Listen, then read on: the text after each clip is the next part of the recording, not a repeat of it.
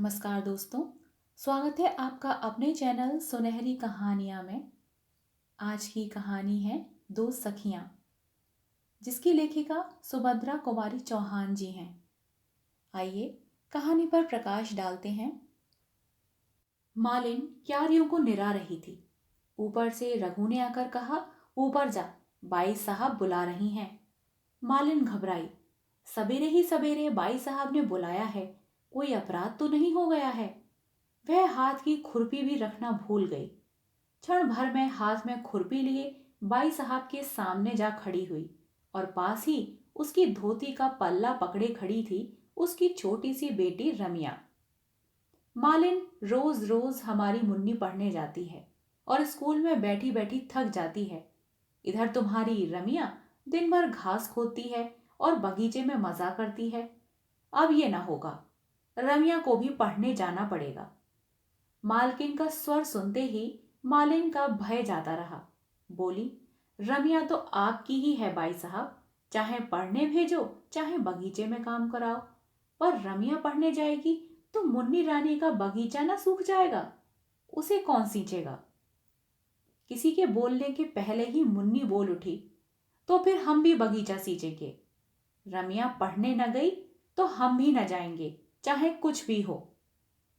मालिन ने कहा, पर रमिया के पास पट्टी भी नहीं है, पुस्तक भी नहीं है, कौन देगा मुन्नी रानी। मुन्नी बोली, पट्टी और पुस्तक का बहाना मत करो मालिन, हम देंगे। पर रमिया पढ़ने नहीं जाती तो हम भी नहीं जाते। यह लो। कहती हुई पट्टी पुस्तक फेंक कर मुन्नी भागी।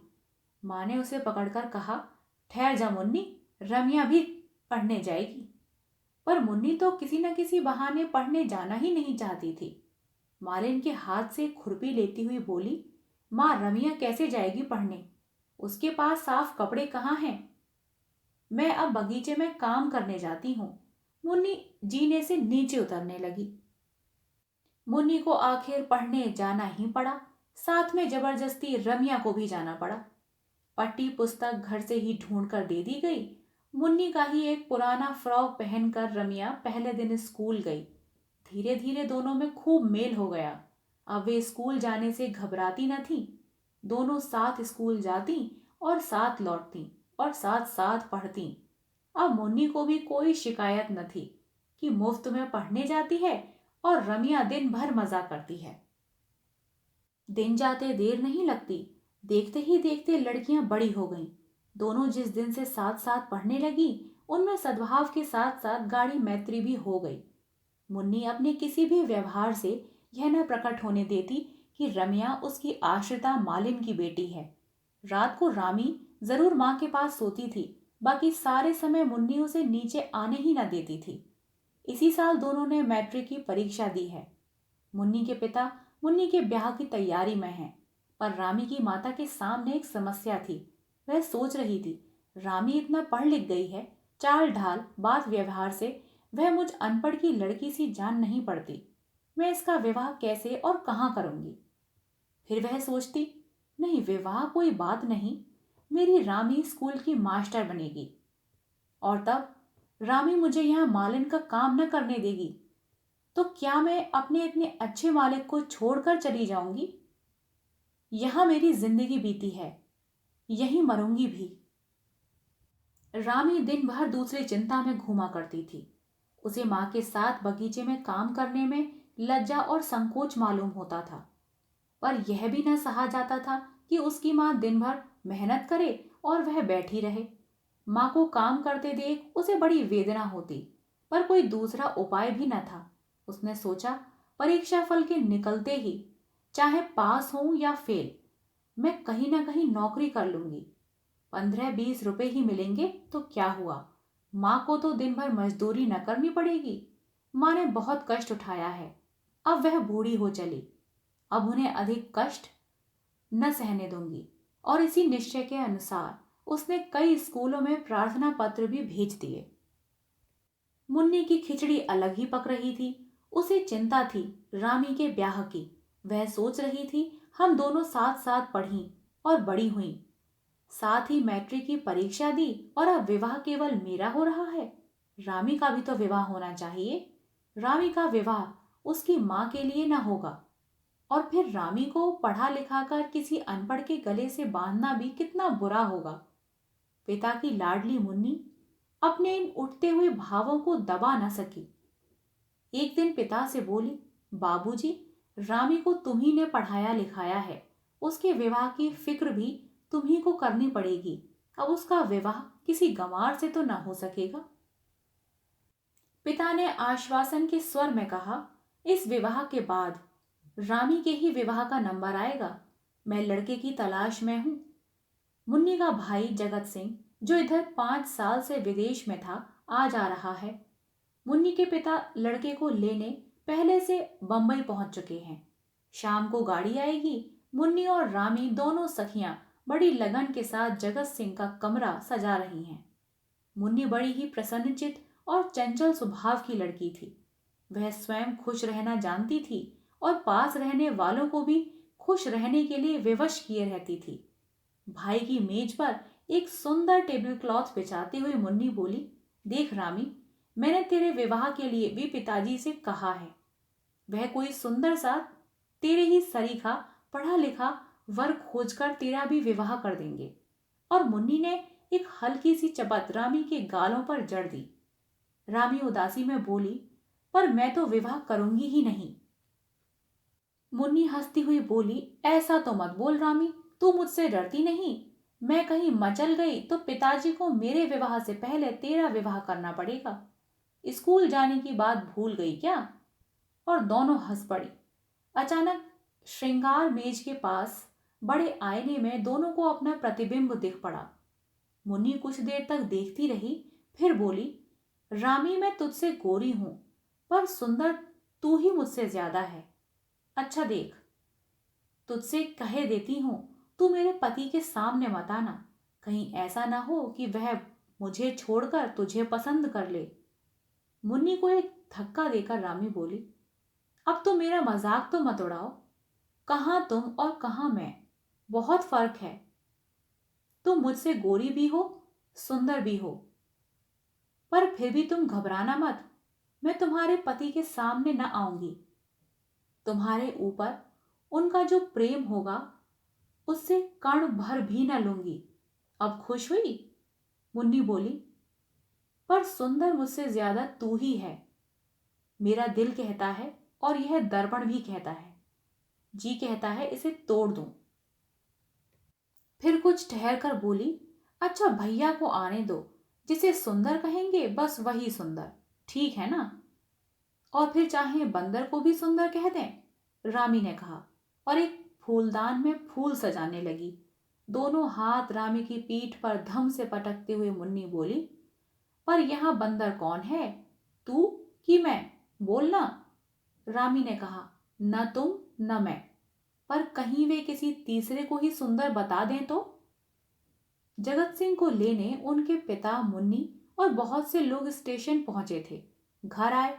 बहुत देर तक घर में चहल पहल मची रही। जगत कुछ अस्वस्थ था। सबसे विदा लेकर वह सोने के लिए अपने कमरे में आया। कपड़े उतार कर वह लेट गया। वह सचमुच थका हुआ था, किंतु एक ही मिनट के बाद आंधी के झोंके की तरह दोनों दरवाजों को फटाफट खोलती हुई मुन्नी पहुंची। एक हाथ से वह रामी को घसीटती हुई ला रही थी। वह बोली, भैया, सोने से पहले तुम्हें एक बात का फैसला करना है। सच सच कहना, मैं ज्यादा सुंदर हूं कि यह? जगत हंस पड़ा। बोला, मुन्नी तू अभी तक मेरी बच्ची ही है। जा मुझे सोने दे, मैं थक गया हूं। और करवट बदलकर सो गया। भैया, तुम अभी तक बड़े खराब हो, कहती हुई रूठ कर मुन्नी चली गई। किंतु इसके बाद जगत सो न सका। उसके सामने रह रहकर शर्माती हुई रामी का चित्र आ जाता था। वह यही निर्णय न कर सकता था कि यह लड़की कौन है। विवाह में दूर दूर के बहुत से संबंधी रिश्तेदार आए होंगे। मुमकिन है उन्हीं में से किसी की लड़की हो, पर इसे तो जगत ने कभी देखा है। चेहरा जाना पहचाना हुआ सा लगता है। जिस बात का उत्तर वह मुन्नी को न दे सका था, वही उत्तर बराबर उसके दिमाग में चक्कर काट रहा था। कितनी सुंदर लड़की है। सुबह 6 भी न बज पाए थे कि मुन्नी के ऊधम के मारे जगत का सोना मुश्किल हो गया। जगत उठकर बैठ गया। मुन्नी से बोला, मुन्नी जरा गंभीर बनो बहन, अब तेरी शादी होने वाली है। जगत की दृष्टि दरवाजे की ओर गई। दो सुकुमार पैर दरवाजे की ओट में ठिठक गए थे। मुन्नी ने जैसे जगत की बात सुनी ही न, बोली, देखो भैया, रामी अब तुमसे शर्माती है, आती ही नहीं अंदर। वह देखो वहां खड़ी है। और एक बार भैया याद है तुम्हें, वह कितनी मछली थी, तुम ही से शादी करेगी। और फिर जब तुमने कहा कि तुमने शादी कर ली और इसे 2 पैसे दे दिए, तब कहीं यह मानी। मुन्नी एक सांस में यह सब कहकर हंस पड़ी। जगत चौंक पड़ा। ओ, तो ये रामी है। आओ रामी, अंदर आओ। वहां क्यों खड़ी हो? चाहे तो 2 पैसे ले लो, कहकर वह हंस पड़ा। रामी लाज और संकोच में सिमटी हुई सी भीतर आई, पर वह खुलकर जगत से बातचीत न कर सकी। न जाने कहाँ की लज्जा ने उसकी जबान पर ताले डाल दिए। वह चुपचाप खड़ी रही। जगत ने उससे बोलने की बहुत कोशिश की, पर उसका सर नीचे से ऊपर ना उठा। जगत ने कहा, लो तुम मत बोलो, मैं तो जाता हूं। मुन्नी की समझ में न आया कि आखिर जगत भैया से रामी इतना शर्माती क्यों है। उसने रूठ कर कहा, जा तू बड़ी खराब है रामी, तूने मेरे जगत भैया का अपमान किया है। तू उनसे नहीं बोली, मैं भी तुमसे न बोलूंगी। रामी ने विनम्रता से कहा, नहीं बहन, मेरी अपमान करने की नियति नहीं थी। तुमने छुटपन की ऐसी बात कह दी जिससे शर्म के मारे में मरी जा रही थी, फिर कैसे बोलती। और दोनों सखियों में उसी समय मेल भी हो गया। उसी दिन लड़कियों का रिजल्ट निकला। दोनों पास थीं, मुन्नी 2nd डिवीजन में और रामी 1st में। मुन्नी ने इसका कुछ बुरा ना माना। वह रामी के पास आकर उससे लिपट कर बोली, देख रामी, तू सभी बातों में मुझसे बढ़ती है।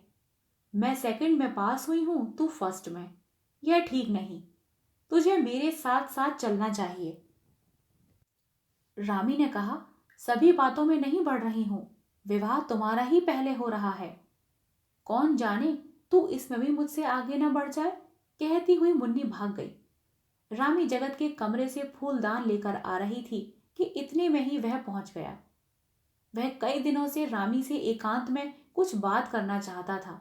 उसने रामी का हाथ पकड़कर अंदर खींच लिया। बोला, रामी ठहरो, मुझे तुमसे कुछ बातें करनी है। रामी घबरा गई। इधर उधर देखती हुई बोली, आप मेरा हाथ छोड़ दीजिए, कोई देख लेगा। जगत बोला, पर तुम ठहरोगी, जाओगी तो नहीं? रामी का स्वर कांप रहा था। वह बोली, ठहरूंगी, पर पहले आप मेरा हाथ छोड़ दीजिए। रामी का हाथ छोड़ जगत दरवाजे के पास रास्ता रोककर खड़ा हो गया और बोला, रामी, मेरे पास भूमिका बांधने का समय नहीं है। मैं तुमसे विवाह करना चाहता हूं, तुम्हें स्वीकार है? रामी कांप उठी। उसने कहा, पर यह कैसे हो सकता है? मैं मालिन की लड़की हूं और आप क्षत्रिय। फिक्र मत करो, मैं केवल तुम्हारी राय जानना चाहता हूं। अब रामी कैसे बोले? सिर नीचा करके वह खड़ी रही, पर अनुभवहीन जगत क्या जाने कि यह मौन स्वीकृति का सूचक है। वह अधीर होकर बोला, रामी उत्तर दो, हाँ या ना, मैं तुम्हारे मुंह से सुनना चाहता हूं। तुम खुशी से स्वीकार कर लोगी तो ठीक है, इनकार करोगी तो मैं तुम पर किसी प्रकार का दबाव न डालूंगा। सच्चे आदमी की तरह मैं तुमसे पूछता हूं, क्योंकि मैं तुमसे विवाह करना चाहता हूं, पर तुम्हारी अनुमति से, तुम्हारी इच्छा के विरुद्ध नहीं। रामी फिर चुप। जगत से रहा न गया।